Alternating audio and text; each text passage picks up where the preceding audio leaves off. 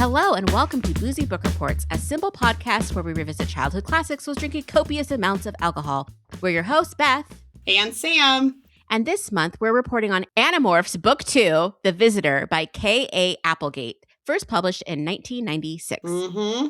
Yeah, I have feelings. Yeah, I have feelings too. Do you remember these books? Yeah. So I remember these books, and I always wanted to read one, but I was a little bit too old to be reading it. So when it came out, I was like 15. Yeah. So it was just one step like too young for me. But I remember seeing them at kids' houses I was babysitting at. I'm like, oh, those look interesting. And, never picked it up. And then I was like, oh, that'd be kind of fun to revisit on the podcast. And when I saw that there was a girl that changes into a cat, I'm like, oh, this is up our alley, not knowing anything about this book series. Yeah. I remember like all the cool boys were reading Animorphs, and I don't remember why I didn't read it, but I do remember it very much. And there's like one where a boy turns into a horse, and I was like, the horse part yes, the boy part no. I didn't want to read about boys, so yeah, I feel that that's yep. So I think I didn't read it when I was like the age to read it, because I think I would have been about that. I think I would have been the kids you were babysitting. I would have been about their age. Yep, would have been you. Yeah. So I'm interested to see your feelings on it, but before we get into the book, we're going to get into a drink. Yeah. So the drink for this month, or for this episode, I was debating between doing a color changing one because, Animorph, morph. But we've already done a butterfly pea one. So instead I went with a gradient cocktail. So some cocktails, especially if they have really sweet, heavy liqueurs, you can make very like elaborate gradients. So like Pousse Café is one where like you can, I remember seeing that one in like a bartending book when I was growing up, and I was like, someday I'm going to make that. And now I look at it and I'm like, sounds so dirty. What's a Pousse Café? It's like a ton of liqueurs just layered on top of each other. It's just sugar water. I don't want to drink that now. But my favorite has a gradient cocktail is, honestly, I'm trash, is a Tequila Sunrise. So that's what we made. And, it looks like a sunrise. How's yours look? Yeah, ooh, yours looks pretty. Yeah. First of all, what's in this? There is tequila, orange juice. So I actually squeezed a navel orange. So I just did some like fresh squeezed. And then there's grenadine. So I spent all that time squeezing orange juices and then used Rose's, the shittiest grenadine. But it wouldn't taste like childhood. So, I say taste like childhood. My mom loves these. And so whenever we had leftover, after like a party, there would always be like leftover orange juice and grenadine. And I would always make these. My brother and sister and I would make virgin ones of these. So it's also a good one for if you're doing dry January, or you can use a tequila, non-alcoholic replacement. Because the grenadine and the orange juice really drive all the flavors. So got it. Well, and I made mine a half one because the recipe that you sent me was like 2 ounces of tequila. Yes. So I did 1 ounce. But in all transparency, I did do a shot of Fireball before we started recording. So it equals out. I wish you would have told me to drink episode before, because I made the 2 ounce version and I also took a shot of whiskey before this. So. Yes, but we all know we have very different tolerances when it comes to my tolerance is not great, but I will say I'm not. My tolerance is 3 sips. That's fair. You get very fuzzy very quickly. Warm and fuzzy, not like buzzed fuzzy. But I also have you been doing dry January? I have not. No. I'm doing moist January. So I do dry years. So basically like I don't, every month is dry. The only time I really have a cocktail is when we get together. So yeah. I know I'm boring. No. I wish I want to be more like, oh, I'm gonna have a cocktail, but I don't even think about it. I'd much rather like, I'm gonna have some gummy bears. So yeah, it's fine. When I'm doing dry stuff, like that's what I'm like, oh, I'll have dessert instead. But yeah, no, I'm not doing dry January. So I made mine with, I used 1800 silver something Blanco tequila, which I've had for a long time. I used the Simply. Same. Well, I did half and half. Orange juice. That's all I had. Yep. And then I did the crappy whatever. Yeah. What is it? Is it rose flavored? No. It's just Roses. The brand is Roses Grenadine, and you can make. What is grenadine again? It's like pomegranate syrup. Oh, pomegranate. So if Okay. it's really nice, you just like boil, you can just reduce pomegranate syrup. You can make your own, or Oh, you can buy the okay. really nice kind. I'll be honest, this is nostalgia for me. So if we're reading Animorphs, I'm having Rose's grenadine. Yeah. And I did garnish. I threw in some cherries Ooh, because yeah. YOLO. So, all I did right. a I don't think I've ever cherry had one of these. and I did a Oh yeah. dehydrated Well, orange. you did a very pretty garnish. So, okay. Cheers. Cheers. Mm. So I Thoughts? don't like tequila. I don't think. I think I hate tequila.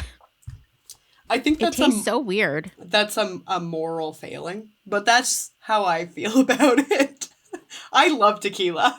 So also, the very first time I ever got legitimately drunk, Yeah. I took a shot of tequila and then rum and cokes, and I was throwing up for 12 hours. So it's not the tequila, the smell of it makes me want to puke or anything, just because like it was so long ago, I don't even remember what that was. But I just don't like the taste. It's It's not bitter. It's not, it's weirdly it's like just what it, savory in a way, but also yeah. yeah, I don't know. I love the flavor. So like I will do tequila on the rocks with just like a little squeeze of lime and be like, this is great. Hmm. I'm happy as a clam. I love the taste of tequila. And not Yeah. just because It's I'm not that. trashy. And again, I think it's a That's good an addition. drink. It feels fresh and refreshing. It's just that aftertaste of tequila. I don't like. I don't think I Yeah. like tequila.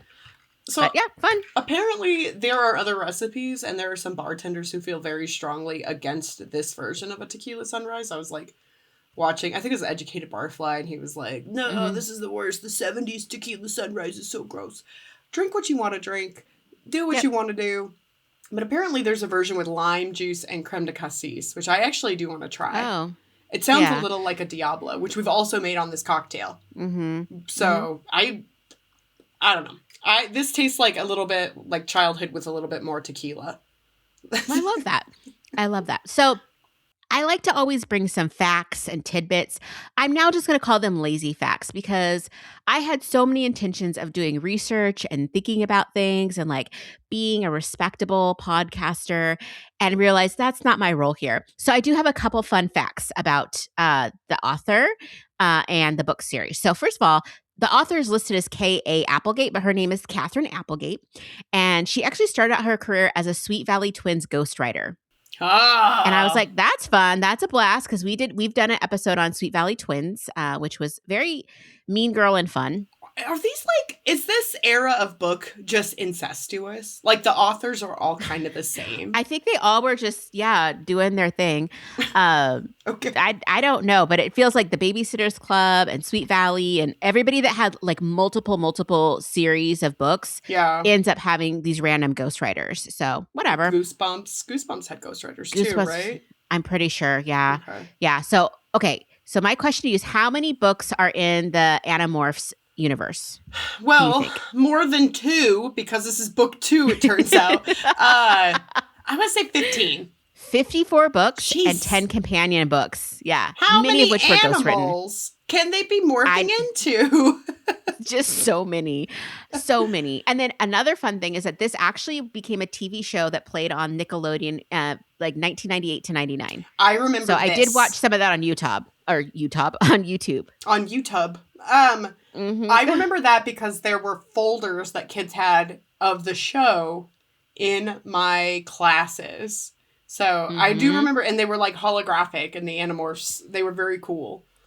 Yeah. I can't even name 55 animals, I think. I mean, yeah, we're smart. We could do it, but it would be a stretch because one of the things is that they have to have the animal DNA to like morph. Yeah, how many So it's like aardvarks how are they holding? yeah, Are they holding an armadillo and risking leprosy? yeah.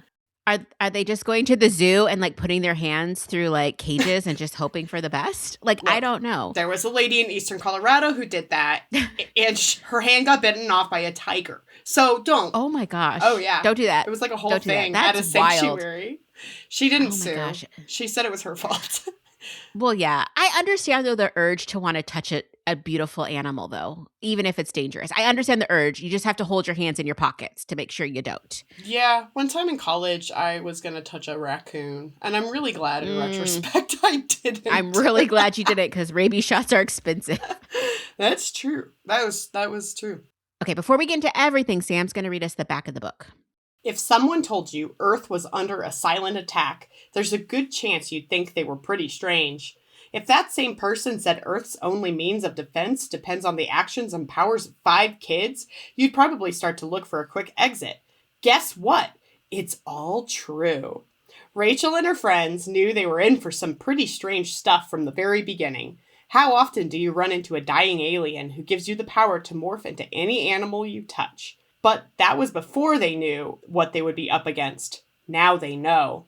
And they know what they have to do before it's too late. Bum, bum, bum. So much drama. It's the drama, truly. Mm-hmm. Also, I have to say, I love a book from the 90s because there's like a jauntiness or a sassiness to the way they all talk.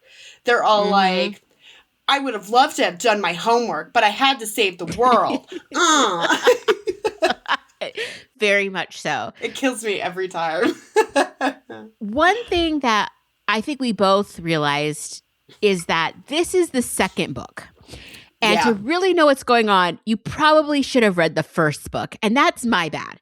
Because I went based on the cover and having a cat, not on, hey, this story might build upon itself and it's world building and we might not know what's going on. Which literally, we swoop into the story and the kids are like flying over the ocean having morphed into various birds. Yeah. And I'm just like, what's going on here? Yeah. How did they become birds? Okay. Yeah. So this is not the first time I've done this. When I was in elementary school, I think I was in 4th grade, I started reading the Chronicles of Narnia. But I started with The Horse and His Boy because it was the one with a horse instead of going in order. And that one's a little bit of it's kind of runs parallel to some of the other stories. But there was a bunch of stuff that happened in it. And I was like, I don't know what's going on here, except for the like weird BBC Lion, Witch, and Wardrobe that I watched as a kid. Like, what the hell is happening? So this is not the first time I have picked a book solely on an animal.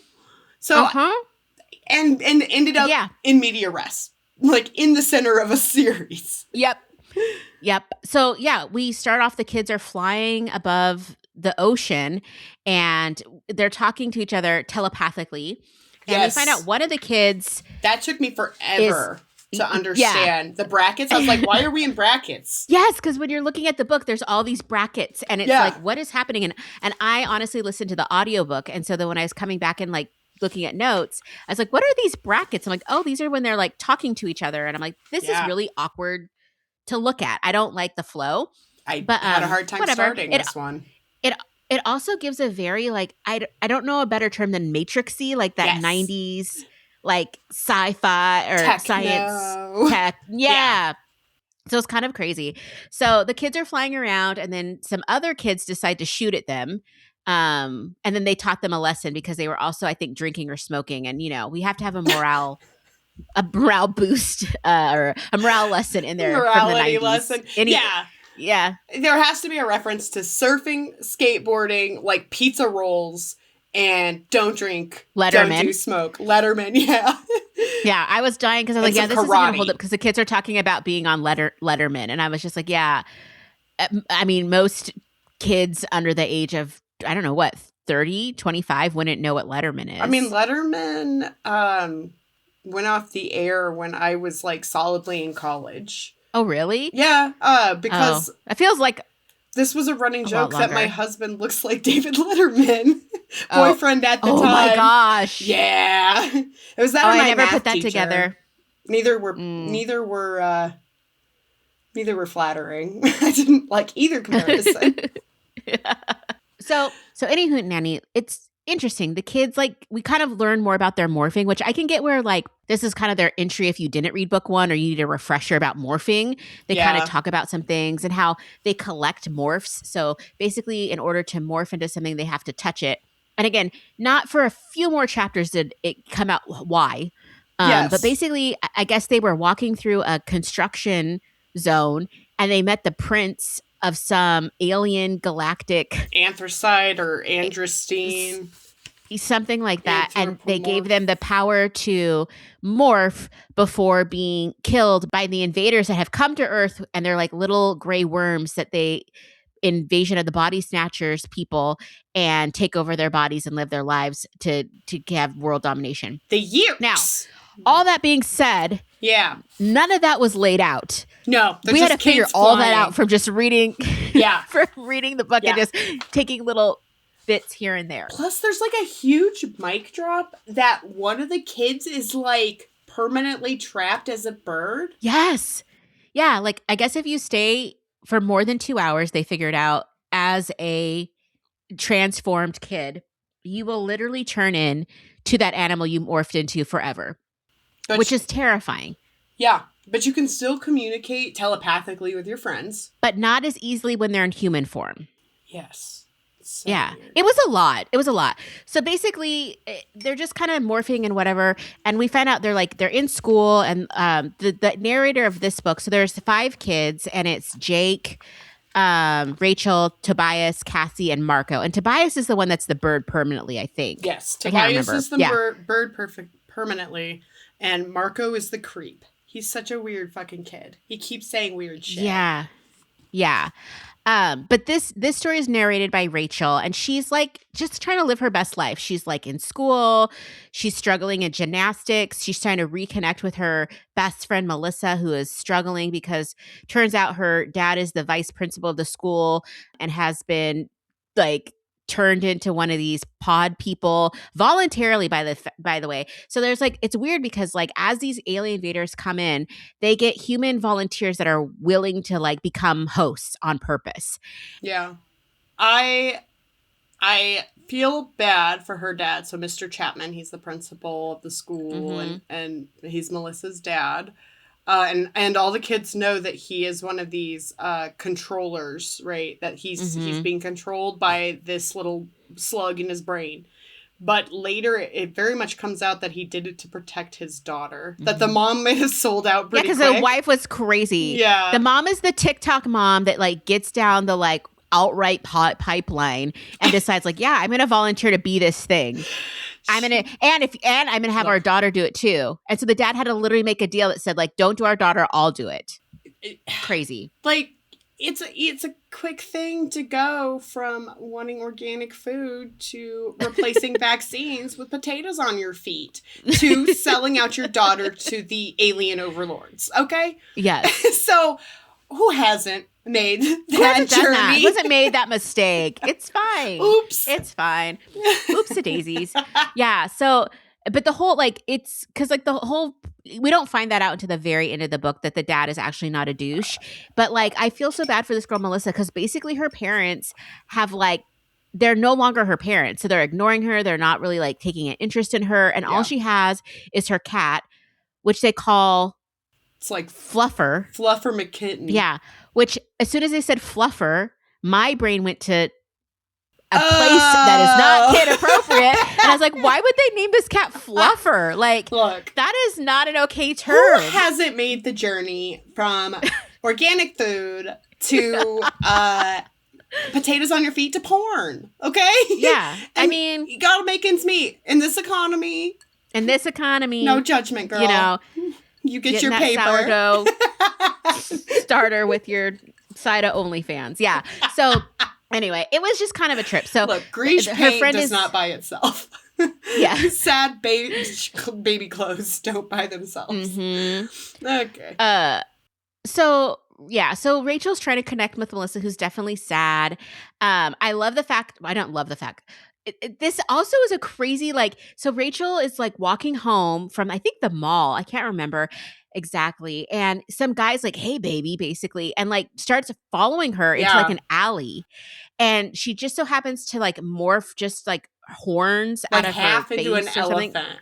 Yeah, and scares the guy off. And then Melissa and her dad are driving by. So she's freaking out that like, oh, Mr. Chapman might have seen me morph, and then they'll know I'm like, whatever. But I was like, that was such a creepy scene, but so real. Like, I remember having guys do that to me in the 90s. I mean, other times too, but like, and there was no video camera. There was no way of like outing these guys. Yeah. Oh my gosh. Oh, okay. The year 1994, and my girlfriends and I are walking home from school. I might have told this story before, but dying. So we're walking up this big hill to my friend. I think her name was Kelly. We're walking to her house, a big gaggle of us.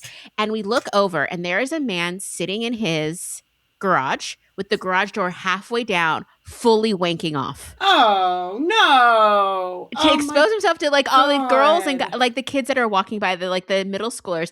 And we at the time were just like, oh my gosh, like laughing and like running away, not realizing the severity of like, no, there's like a predator right there predatoring. Like I honestly and think never told a parent, nothing. laughing's kind of the best response though. Yeah. Just We were like, just laughing so hard.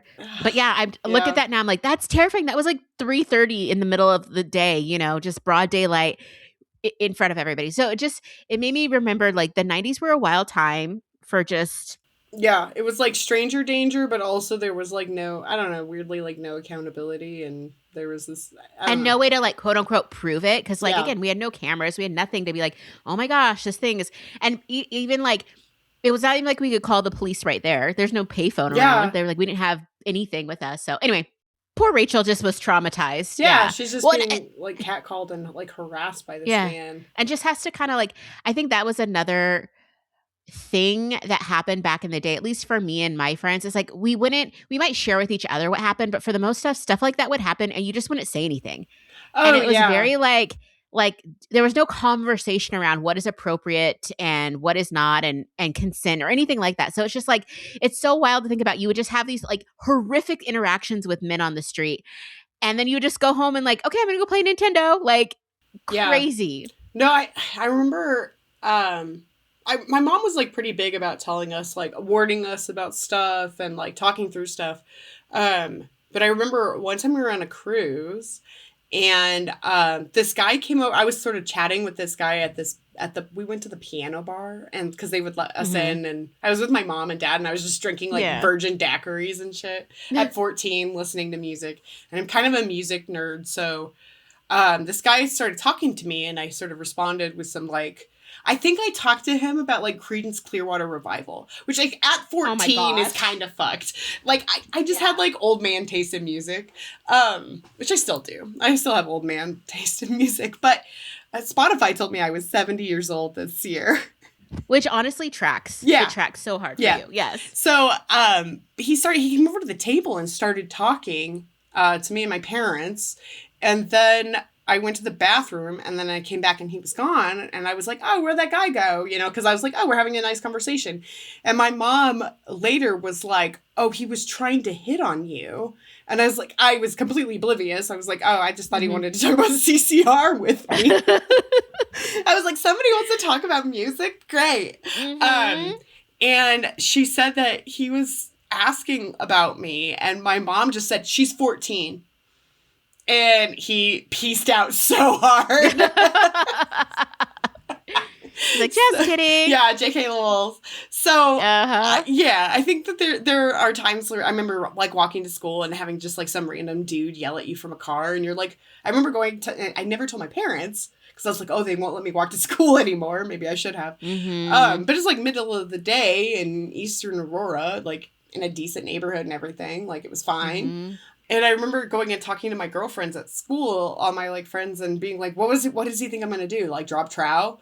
Like show him my boobs? Because he like said, hey, baby. Like, how does he think this is going to go down? Like, he's in a truck, a shitty truck. Okay. So one thing that kind of was crazy is, so Rachel tells her homies about what's going on, and they kind of like are more like, hey, you shouldn't have morphed in public. You that nearly was dangerous blew our to do. cover. You know that part where you almost got attacked and maybe worse? You shouldn't have blown up. You should have thought about us. Yeah. Should have really thought about it. Like put us in a predicament. So anyway. Yeah. So they're trying to this book is a lot of nothing. Ugh. I feel like until the last like 30 crazy. pages, and then it's everything at once. Yeah, so they decide that the crew decides that they want to spy on Mr. Chapman, and they're like, how do we do this? And they're like, oh, we can do it through Melissa's cat. Yeah. Because Melissa has a cat, and so they decide they're going to kidnap the cat so they can get a sample of its DNA so that Rachel can morph into the cat Fluffer McKitty. And it works. Tobias locates the cat. I think one of them turns into a shrew to like lure the cat to chase the shrew. Yeah. So they can catch the cat. It was a lot. Yeah. I don't know why. It just felt like a lot. Yeah. So, and it just felt like it took multiple chapters. I don't know. It Yeah. just felt like it took a lot to like get the cat and get all the things, and I don't know. The pacing in this book, I mean, again, it's being read by like 8-year-olds, but the pacing in this book is really off. It's like disjointed, and then there's like a weird refresher chapter, and then they do nothing for a while. Like there's a whole chapter where they are like, well, we couldn't have done anything because we had a math test. And I was like, God damn it. That's boring as shit. All these kids are like supposedly, you know, in charge of the future of Earth. And they're like, but wait, math. And it's so bad. But, you know, yeah. So like nothing happens. They fly around a whole lot. And then all of a sudden they're like, Rachel's got to morph into the cat and go cuddle with her ex-friend. Yeah. Yeah. Which she gets in, and yeah, she confirms that like both of the Chapmans are, you know, controllers, and she follows the dad down to his secret basement office, which fascinating that this man would have had this already built into the house, a secret sliding panel door into a basement. I just think that's interesting. But parents didn't just have a secret room where they did nothing in? Thankfully, no. Can't even imagine finding a space like that in your home. Oh, I was thinking of a sex dungeon. Oh no, not a sex dungeon. Yeah. No. I've seen some Zillow listings with questionable spaces that are attached to primary bedrooms. So look, I'm like, oh, okay. I mean, to each their own. You do you. But it's just like 50 Shades had us in a chokehold, okay? I'm just saying, maybe before you take your real estate pictures, like you some hide of the your sex dungeon, your red room. Yeah, I mean, or just take some of like the harness equipment off the wall. You know, some of the like that's a cake. You know, that's exhibitionism. Yeah. That's like the people who post stuff to like Etsy and eBay and stuff, and it's like a picture of a belt, but there's a mirror and you can see their butt cheeks, and it's like I've never seen that. That's crazy. It's a kink. It's it's exhibitionism. So every so often, this used to happen on. There used to be I feel like I've talked about this a lot in recent days, but there used to be this blog called Regretsy, where people would post stuff that was really weird on Etsy. So it was like a lot of bad taxidermy, shit made out of human hair. You know, it's like people who had skin collections that they were selling on Etsy, or like dolls made out of sketchy materials. But there was always like a subcategory of people who were basically exhibitionists, and they would be like modeling for like clothing, but there would be a mirror, and then there would be like their naked butt cheeks, and it's 100%. It's a kink thing. It's the dude wanking off in the garage. It's exhibitionism. Okay. Also, that guy's probably a pedophile, but yeah, that too. Okay, lovely. I love this because the cat is discovered in the basement room while the dad is talking to the leader of this group of aliens that have come to, and he's like, what is that beast behind you? And you know, it was kind of funny how the thing was like, it has teeth and claws and looks ferocious, but it's so small. Like, what can it do? You should kill it. And I was like, kill a cat. And the dad's like, I can't kill it because it would draw suspicion and blah blah blah. So there's also like we can leave it for now. There's an air of like admiration too. It's like, this ferocious beast has convinced you to feed it. An admirable creature. Which honestly, I was like, yeah, like I feel the same about my cats, where I've just been duped into taking care of these little ferocious beasts. The other day I was looking at my cats, and they're laying in bed with me, and we're snuggled up and whatever, and I'm like, you guys are little baby predators in my home that I pamper and take care of and feed, and I scoop your poop as you watch me and judge, and it's just like, what am I doing? And the minute I clean it, you take a steaming fucking shit right as I clean your litter box, you little asshole. Yeah. But we love them. So Rachel gets out of the Chapman house. Like, she doesn't really get a lot of intel or anything, really. Well, I think she finds out how sad Melissa is. She does find out how Melissa is, because Melissa's talking to her as the cat and just like pouring out her soul, which is very sweet and sad. she's like crying and she's saying like, what did I do to make my parents stop loving me? And that's just awful. So it's horrible. So anyway, next day, Rachel gets back to her Animorph friends and she's just like, I want to, like, she kind of gives them a debrief and eventually is like, I want to go back into the house because, to get more information, blah, blah, blah, blah, blah.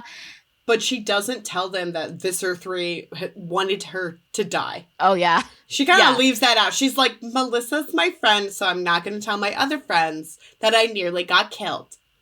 And that she didn't tell them, like, he was very suspicious that she was. Yes. The Animorphs, that the kids are human Animorphs, but everybody else that can morph is this other alien race that that's going against the bad guys. Yeah. So they think that the cat is that. The Yerk conspiracy. I love that. Sci-fi. So they get the cat again, and then so that it doesn't go home. And then Rachel morphs, and she's going into the house, and she's being super sly this time. So she's trying to make sure the dad doesn't see her get into the basement. Goes at the same time, all this stuff, and then she starts hearing her friend Jake, who just so happened to morph into a flea. Which I'm wondering, how did they get flea DNA? Fascinated. Like coming up, there's also a large animal morph that I was like, when did you? I mean, man, maybe in book 1. Because we didn't read it. But when did you touch a tiger? Yeah. When, Jake? Actually, when did you touch an elephant? When did you touch an elephant? When did you touch a tiger? When did you touch a flea? Oh my God. Flea dip. What is happening? When did you touch a bald eagle? That's illegal. Yeah. You should not be touching bald eagles. When did they touch peregrine falcons? And also, they live in like New York City. Where are all these animals? Did they go to the zoo and just like ran through and were like, nah? Yeah, it's things again. I think we're missing some stuff on book 1. I don't think that's included in book 1. I have a sneaking suspicion that is not included. I'm sorry, Catherine Applegate. I don't think you're that thorough. Sorry, this is the whiskey. So she gets back into the house and everything's going fine until the dad she's hiding underneath the desk and the dad accidentally kicks her and she has a hard time controlling herself between cat brain and her brain, and sometimes she just reacts like a cat. So she hisses and meows and immediately the dad finds her, and the number 3 guy, what is his name again? I can't remember. Visser 3 is like, oh, we're confirmed. This is one of the Adirak, whatever, Morphe guys. Is that their names? No. The Adirondacks? Adirondack. No, it's not the Adirondacks. Sorry. No, that's not. Not Adelaide. Ativan? Adelaide. I think you're right. Adelaide. Yeah, Adelaide in a morph. And so he's like so excited. Adelaide. There we go. Ativan. And it's fine. We've been drinking. I drank my whole drink tonight, so it's a obviously party over here. Winner. That's the Beth seal of approval for any cocktail. I drank the whole drink. So the guy is like, oh my gosh, we caught one. Make sure to not let it go. And so the dad tries to capture the cat, and the cat is just like scratching him and biting him and all this stuff. And I have to pause here though, because I forgot to mention something that really pissed me off. Is that when she's morphing into the cat for the second time, it's a rainy night. And she's kind of talking about like it being rainy and blah, blah, blah. And cats don't like the rain. Yeah. But then she says this, Cassie's petting Rachel. And we know now she was doing that to get Jake on her as a flea. But she's like petting her and she's like, she says, I soon lost, interest in Cassie as I stood up, because she's thinking as a cat. She said, cats really don't have much interest in humans at all unless food is involved. I literally was like, blasphemy. That is cat blasphemy. My cats are all up in my business all the time. Yes. I turn the shower on. I'm naked. Cats are watching. Oh, Bathroom, cats are watching. Anywhere I go, cats are watching we on me. We call Merlin the shower inspector because he has to go check out the shower before I go get in it. And then sometimes at 2 a.m, Giz just headbutts me in the face and cuddles. Yeah, they're very interested in our lives. Okay, how dare you? Yeah. Also food, but they want to. They're part of the whole picture. Yeah, For sure. Anyway, that really grinded my gears. But anyway, back to Mr. Chapman. He is bloody. He's bitten, but he has the cat. And she's freaking out like, oh my gosh, I've been caught. I don't know what to do. And Jake's like, yeah, man, I can't even see. I'm a flea, man. You just got to tell me. All I know is I can sense blood and heat. And I'm just here for the ride. Like, I'm like, Jake, get it together, man. He's Help got us a little out. flea brain. And that's what he says. He's like, it's very simple up in here. And there's not a lot I can do. So that Mr. Chapman puts her in a carrier. He's like, bring me the carrier that we take the beast to the vet in or something like that. I was just like, all right. And they decide to meet at some landing launch pad. And the guy, the It's like a construction site where they like watch somebody else die. I don't know. It was a whole thing. Yeah. So as this is happening, the other Animorphs are like coming up with a plan that they're going to like break everybody out. And they still like So Mr. Chapman brings the cat, and Vesser 3 is so excited and like finally like, but he also told him to bring the daughter. They wanted to bring Melissa, and he's like, we're going to change her too. And when that's happening, they're still at the house, and like the real Mr. Chapman starts fighting his host and like, don't take my daughter. And then the real Mrs. Chapman does too. So they're like actively fighting, and they're like, oh yeah, we can't change this girl or they're going to ruin our plan, and they're too valuable to us. Yeah. And even Mr. Chapman, they let him talk for a minute as himself. And he's like, I made a deal to keep my daughter safe. Like, do not do this, or I'm gonna expose you. I will make this like way harder for you than it needs to be. Like, as long as my daughter's safe, I will like go along with this. Those who are willing to trade safety and security for freedom deserve neither. Mm-hmm. But I understand doing it for a loved one. Yeah. Although, again, if Mrs. Chapman wouldn't have been such a dipshit, she wouldn't have been in this place to begin with. Weak sauce. Anyway. So he drops the cat off, and then something, I can't remember what happens, but like the guy's like, yells at him or something, and he's like, bye, pieces. So Rachel's left there in cat form. She's also freaking out because it's getting close to the 2-hour mark. Yes. This is where the story like just speeds up. The pacing all of a sudden, off. like, yeah, it's like huge. All of a sudden, like the kids like steal some kind of big machinery. Yeah. She also like, half morphs back into a human and gets out of the cage. She half morphs out. Yeah. Half puts her arms through the cage, half morphs to open it herself, gets out. Then all the other all the other kids come in, and they like have hijacked this big machine. And then all of a sudden somebody turns into a tiger, and somebody turns into this. And Jake the flea goes to a tiger, and he took a break in between, so that reset the clock. Yes. Yep. Yeah. And it's just like so much energy. And then like the cat can't get away because the Vesser 3 is like this huge monstery thing that he morphed into. And so then Tobias like reaches down as a hawk, cawing, and like grabs the cat and then throws her into these trees. And then they all get out, and then it's like done. Yeah. And I'm like, what? It's the pacing of things fall apart. This is Okonkwo in the Evil Forest all over again. Cookie. I know you know that shout out. Cookie knows that reference. I don't know that reference. Okay. I don't know. Everything's going bad, and then all of a sudden he just like goes and like kills himself in the evil forest, and then the story's over. That's crazy. It's like the same, that's what it's just like go, and there's so much happening, and then they're just done. Yeah. Which is crazy. And then like the next day we see that Rachel like puts in an anonymous letter in Melissa's like locker that's like, hey, just so you know, your father loves you more than you can imagine, type of thing. And then they like all kind of get together and reflect on their partial victory of like, and I'm like, what did you get from this? Like, okay, you got, I don't understand what you gained. He knows, and then now, they're like, Visser 3 knows that there are, I don't know if he's put it together that they're human. Yeah, but he knows they're out there. I can't imagine, I feel like Melissa's like immediately like telling a trusted adult about that weird letter. They've just drawn a lot of attention. I don't know. So much attention. And then I'm like, you didn't find out like where that Visser 3 lives. Like nothing. Yeah. Nothing. And then the story ends and I'm just like, what? Okay. You got to get the next book. Number 3. It did not hook me enough to be like, oh, I want to see the next, like autoplay the next episode type of thing. Yeah. The Encounter is book 3. Oh. So, does yours have the little thingy where it morphs in the corner? Morphs in the corner? Yeah, if you flip the little corner. Oh, yeah, it does. So on the corner of the book, it has one of those like old school paper flipping, what are they called? Flip books. Yeah. It's a flip book. And it morphs from a girl into a cat. That's fun. I didn't Yeah. notice that. It says even the book morphs. Yeah. I guess like if I was a kid reading this, I'd probably been on the edge of my seat, like, get me the next book, freaking out. But the adult in me was like, meh, not so much. Yeah, this pacing's ass. That was my Yeah. I was like, man, maybe Christina Applegate gets better as she writes.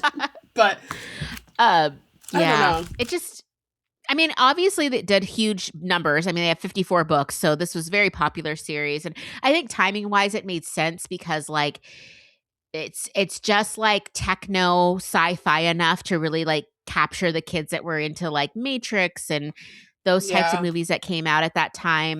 I wrote that on several pages. It was like, this is the most 90s thing I think we've read. And what I remember as the 90s of my childhood. So when people talk about being a 90s kid, this is what I think about. She's like, I have a new CD. They're dated in a way that I don't find unpleasant, but... No. Or like the it's mom's nostalgic ordering for sure. pizza. There was like a really funny like... Oh yeah, the girl being into gymnastics. Like immediately I was just like thinking about like Carrie Struggs. I was like, oh yeah. Yeah, I feel like there is like a certain nostalgia in this that I wrote right here. The 90s were weird. Well, and I think if you caught this book, if you read this book and you were between the ages of 8 and 10 when you first started reading it, I think it would have been like, yeah, I'm checking this book out every time I go to the library. I'm going to check the next one out. Yeah. Yeah, for sure. I feel like this would have been passed around. Yeah, definitely like very, very of the era. But like it didn't hit for me. It didn't hold up. And maybe had we read the first one first, so we like were in that world building of like, oh my gosh, these aliens came and what kind of aliens and what do they want? Like I had no idea their motivation or anything. I mean, obviously I can guess, but it's just I don't know. Yeah, I don't know if I would have liked these when I was this age. There were other books I was reading. I have a question for you though. So if you like Invasion of the Body Snatchers, like we know aliens are here. Are you a fighter or are you a freezer or are you a flighter? What do you think? I think you're a fighter. Like you're not going to let a worm go into your brain. You've paid too much money for your education. Well, not too much money. You spent too much time on it though. Too much suffering went into this freaking degree. So I think I know what I'm like under like really intense circumstances like that. And I am more fighty than I would like to be. Like I'm a prepper in some way. Like it, this. Yes. There was like a snowstorm. I was like, what do you mean you don't have multiple cans of beans? Beth, get the beans. That is very true. Oh yeah, that happened. 2019, baby. Yeah, that was crazy. I was like, why don't you have a lot of beans? What do you mean you don't have just like a stock of flour? I was like literally running out of food because we had really bad snow for a few weeks. This was pre-COVID too. It was pre-COVID, so it was Tri-City shut down for like 4 days. Like could not get out levels. I remember we went through that was the last time we didn't have a significant wine storage because we were walking distance from my old, our mutual, actually Boyana, who's been on this podcast.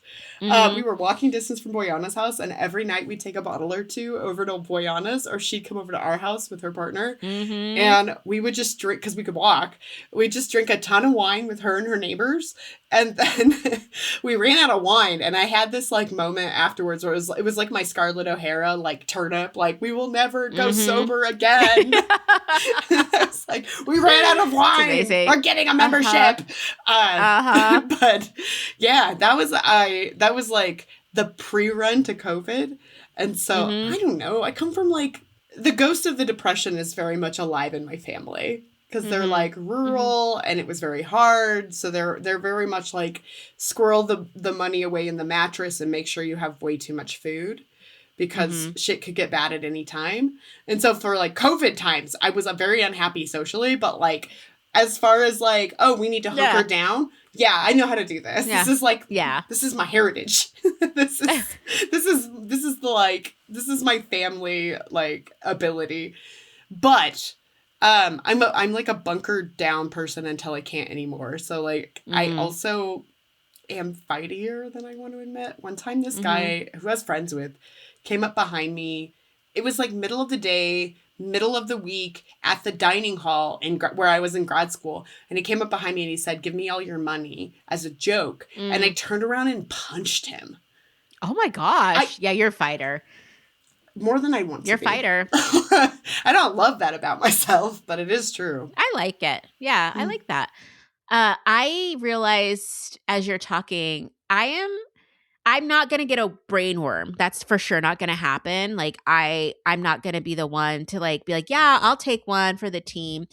But I'm realizing now like I don't have the resources I need, but I have the skill set to get what I need based on like my relationships and stuff. So like when I was stranded, I was literally stranded in my apartment during the snowstorm, and like I had people come and get me and just like take me to the Yeah. store, but offered. They knew I wasn't prepared, and they're like, "Hey, we'll just come get you." I'm like, so I guess I don't know what that freeze or flight or You, what's the other one? you're kind of a community organizer. There's fight, flight, or Yes, freeze. But I'd say you're a community organizer. And like, yes, that I'm not that I think that story makes it sound like you were like helpless and everybody was, no, but no, but I think you also nope, like brought yeah. people together for stuff. Yeah, so it's just like, Yeah. yeah, I imagine if the world were to end, I would be the Tina Turner character in Mad Max 2, where I build a little empire, like I make it as nice as I can. I still get my cut, but it's like, everybody at least gets a little something and people are kind of taken care of. So, Yeah. but yeah, I don't know. I typically love like alien movies where they come and like secretly snatch you. There's a great Nicole Kidman movie. I think it's called Invasion years ago Yeah. that I loved. And I don't know. I like the premise of this, and I love seeing kids in post-apocalyptic situations. Like Yeah. obviously the girl who owned the city and stuff like Yes. that. Those are my favorite books. I love to see how like kids deal with it because they're just they have kid brain and they Yeah. kid logic, and I think it's so interesting. This one just didn't stick for me. I think there is an element of kid logic in this one. There's definitely like we needed to save the world, but we had to turn in our papers, like level Like we of, still have to go to school. yeah, that I Got to think keep our cover. Yeah. cracked me up. But I'm with you. I love a post apocalyptic. The body snatching freaks me out. Mm-hmm. I hate that. Like, I hate that Oh, so okay. much. Or like zombie movies where they're like, I don't know, where you lose like your bodily autonomy, but you're still like Yeah. functioning. I don't know. That freaks me out. But I do love post-apocalyptic like society. Mm-hmm.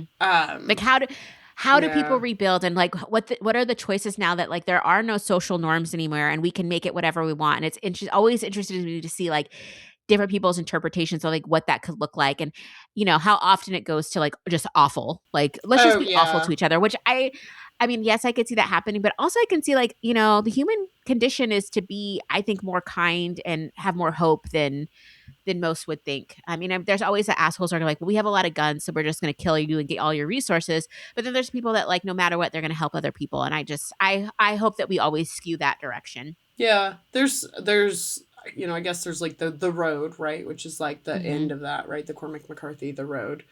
And then there's the other side, which there's like a really famous Italian poem about that it's like the Black Plague comes to Italy and they basically make a like they make a pod. They make like a Mm-hmm. COVID pod.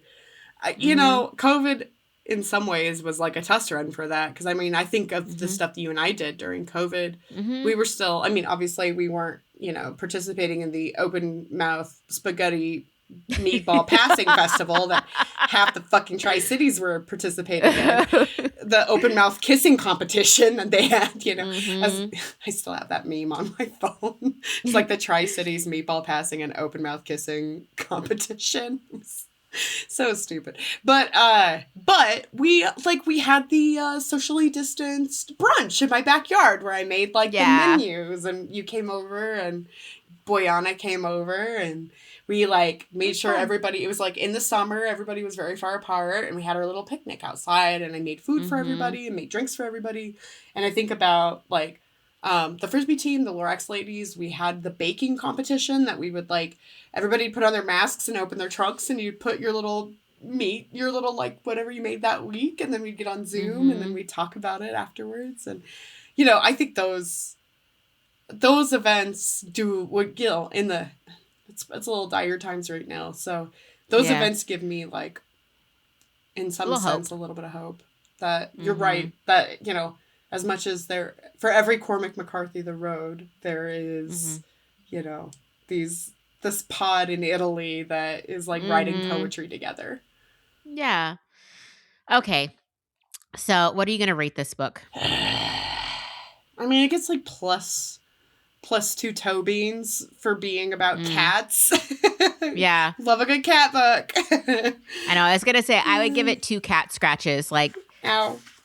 It's not the worst thing ever, but definitely not anything I want to really read again. So I give it 2 out of 4 toe beans. Little one little black bean, one little pinto for being about cats.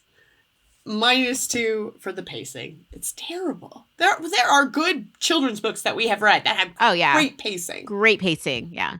Yeah. And again, as soon as they did cat blasphemy, I was out. My brain was like, absolutely not. Absolutely not. You just checked out. You're like, offended. Yeah. Have you considered going and fucking yourself? I hate this. Yeah. Like, how dare you? And also, like, because the book is also, it kind of has some like animal facts throughout, like almost like, oh, did you know that cats can see blah blah blah blah blah. And I'm like, you can't give a fact like that is an actual fact and then say a non-fact, because now I don't trust anything and I hate you. Where I'm fine. I am fine. I just don't like it when people act like cats are not as social as dogs or loving as dogs, or that you can leave cats alone for 2 weeks when you go on vacation and that there's not going to like have psychological side effects for your cat. No, so Merlin had a real rough time. The one time we left him for a week and he like he wasn't grooming himself, and that's when we went and got Gizmo, because we were like, oh, this buddy, he needs a buddy. And now they are very much a bonded pair. They are in love. I love that. And they play kiss kiss bite bite all the time. I love it. I love it. So, I'm very excited for our pick for February. So next month, we are going to be reading my all-time favorite book as a child. So it is called Let's Go All Around the Neighborhood. It is very much out of print, so it is hard to get, but you can find it sometimes on eBay and used bookstores. But it is a sweet story about a little girl who just takes her time going through town. And as I was flipping through this book again, I am shocked at the parallels of my life and the things that I love that obviously were like rooted very in your much personality. Influenced. Yes. Like rooted. And the book I have, like I actually bought some of these books on eBay years ago, because the book I have is like torn to shreds because I read it so much. But I'm very excited for you to read it and see, and you're gonna be like, oh my gosh, Beth, this is your personality, and a lot of the things that you do now and wear now and enjoy now are because of this book. So I'm so excited. Very excited for that. Yeah, I'm super excited to look at it. So anyway, that's that. One last question though that I think we totally missed the bar on is that if you were going to be an animorph, what would be your go-to animal that you would morph in? And you can't say a cat. A horse. A horse. That's right. It's a horse. It's every breed of horse. Yeah. Do I need to fight somebody? Big horse. Do I need to sneak around? Mini horse. I just went to Stock Show last week. I watched the draft horse show. Horse. Just horse. That's right. The one that popped into my head and the animal that I love the most is a panda, which is the most inefficient animorph fighting animal you could ever pick. Unless I'm just going to do somersaults and roll the aliens over. But I love them. So cute. And also, I think koalas are worse. Well, they have the chlamydia, so you got that. And very smooth brains. If you're enjoying Boozy Book Reports and would like to support the show, you can share episodes with your friends and family, follow us on Instagram and TikTok at Boozy Book Reports, or leave us a positive review and rating. All of those things help us grow. Our theme music was created by the Finley Ghost. Check out their latest album now. Thank you and happy reading.